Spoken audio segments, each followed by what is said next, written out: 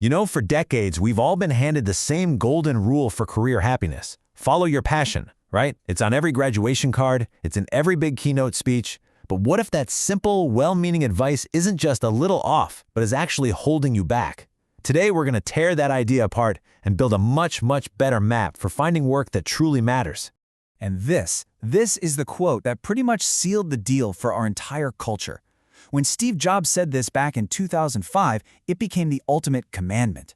And the logic, it's super appealing, right? If you just love what you do, you'll never work a day in your life. It kind of makes passion sound like this magical, limitless fuel source that's just waiting to be discovered. But, and here's the big question, what if treating this idea like a universal law of nature is a really dangerous mistake? What if this advice, which sounds so inspiring, is actually a cultural idea that just doesn't apply to everyone? And worse, sets a lot of us up to feel like failures. To really get why, we've got to look at this whole passion narrative for what it really is. It's a cultural product, not some universal human truth. And its roots are actually pretty specific. Okay, so check this out, because this is where things get really interesting. You've basically got two different ways of seeing yourself. In a lot of Western cultures, you have this independent self. The idea is that your actions should be driven by your choices, your self-expression. So choosing a career based on what you love, well, that's a huge part of your identity. But then, in many Asian cultures, you see more of an interdependent self. Here, big decisions are often guided by your duties to family and community, and by what's practical. The idea of just indulging your personal passion can seem, well, a little selfish when stability is the goal. And this line, it just hits the nail on the head. This zinger from the mom in Crazy Rich Asians isn't just a funny moment. It perfectly captures this cultural split. It shows you exactly how the obsession with passion can look from the outside, as a very specific, very Western, even American ideal. So here's the big takeaway from all this. The idea that we all have some single, prepackaged passion just waiting to be found, that's a story. It's a story that works really well in cultures that put the individual first. And honestly, it's a lot easier to live out if you have the financial safety net to keep looking and not settle. For everyone else, we need a better model, a more complete one. And that's where we find something called Ikigai. It's a Japanese philosophy that gives us a much more balanced and structured way to think about our purpose, not just at work, but in life.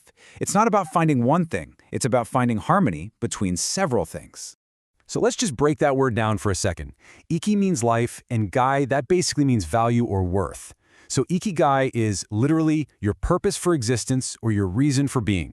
It's this whole philosophy that's about looking inward to find happiness and meaning in what you do every single day.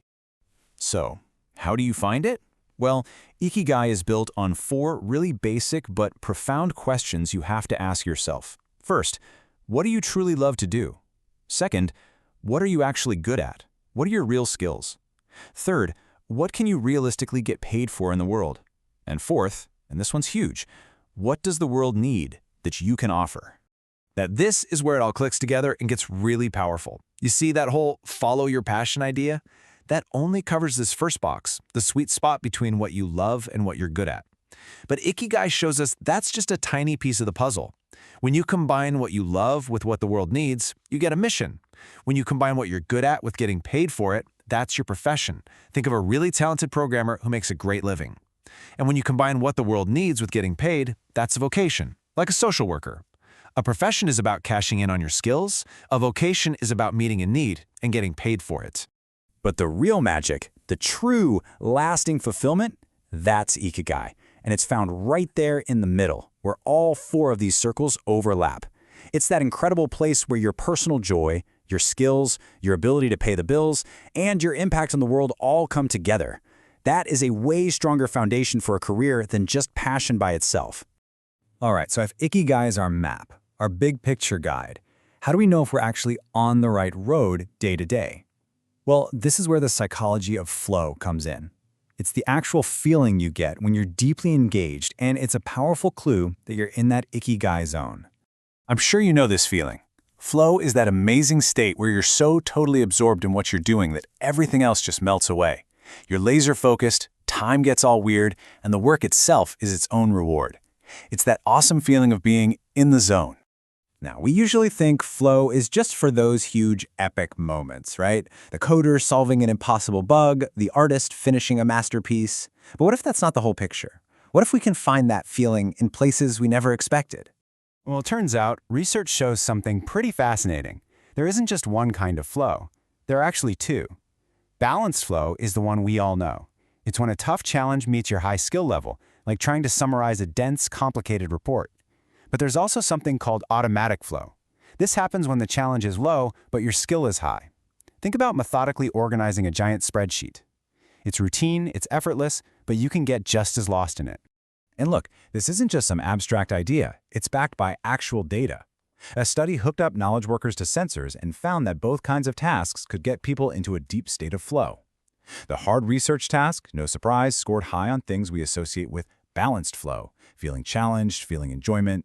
But what's wild is that the boring spreadsheet task, it scored super high on what they call automatic flow, things like having clear goals, a sense of control, and just doing it without thinking. Okay, so let's pull all these threads together. We've busted the passion myth. We've got our new map with Ikigai, and we now understand the feeling of flow. How do we actually turn all this into a practical tool for building a career we love? Here is your new toolkit. Use the 4 circles of Ikigai as your map. It helps you see the whole landscape. Then use that feeling of flow, both the challenging kind and the automatic kind, as your compass. It tells you if you're pointed in the right direction each day. And the most important shift in thinking is this. This is not about passively waiting to find your one true passion. No, it's about actively and deliberately building a career that sits right in the middle of those 4 circles. And really, the potential here is huge. As the philosophy goes, finding your Ikigai isn't just about your job. It's about rediscovering the entire value of living. It's about creating a life where what you do and who you are finally in sync. So, I'll leave you with this thought. Let's just forget about that stressful, mythical hunt for a single hidden passion. Instead, with this new map and this new compass in your hand, what is one piece of purpose, maybe a small one, that you can start to intentionally build starting today?